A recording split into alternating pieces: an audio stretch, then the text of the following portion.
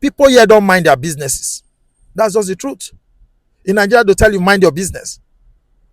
Do you know there are certain places you go to, you drive your car now, you park in certain area, before you spend the next 30 minutes there, they've called the police.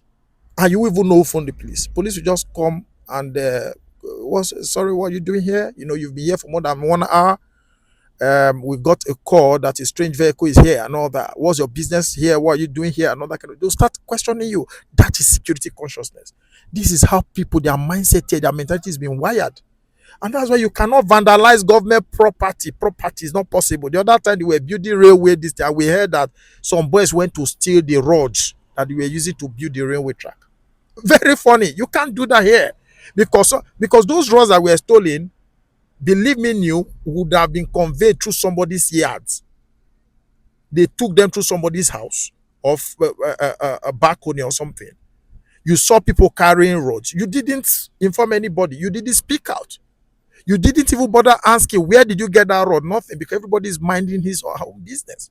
And that is so. If you're talking about consciousness, if you're talking about security, having enduring solution to security, it begins with everybody. That's what I was saying in one of the programs I attended recently. It begins with everybody. It starts from you, just like that mantra, change begins with you.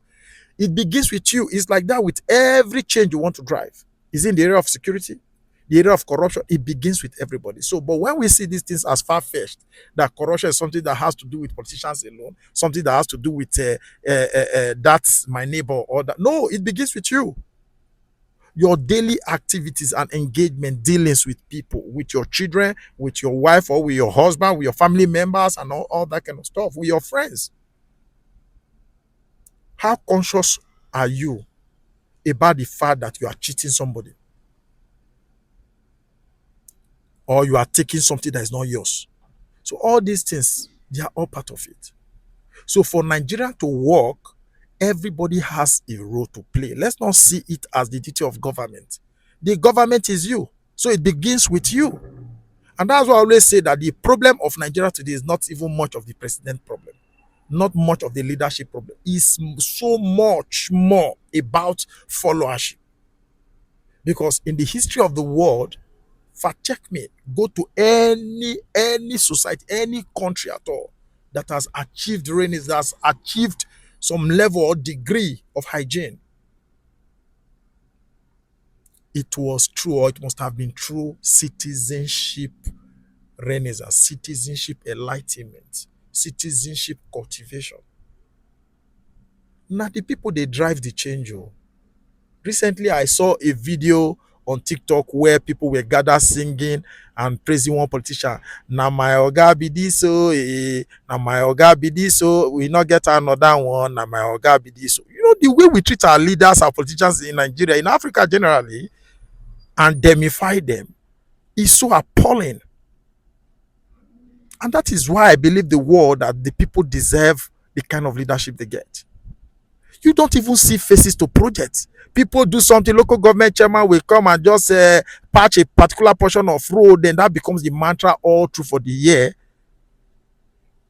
you know, for people to vote for him. And people are clapping for him.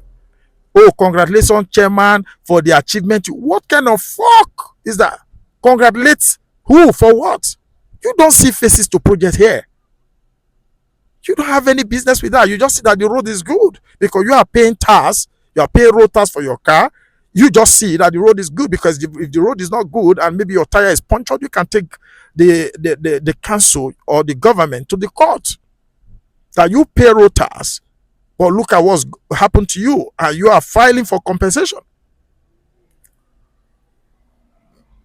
And this is part of the reason I believe that the reason corruption is thriving in Nigeria today so much today, the reasons, the kind of change and desire that we all have been hoping for and wishing for, that Nigeria should change, it should be better and all that. The reason all these things, you know, are not happening yet is because we Nigerians, we are not yet ready for the change. That is just the gospel truth. And the reason why corruption thrives so much is because we have not found enough reason, strong enough, to abhor it, to stop it. And that's why it's thriving. Here,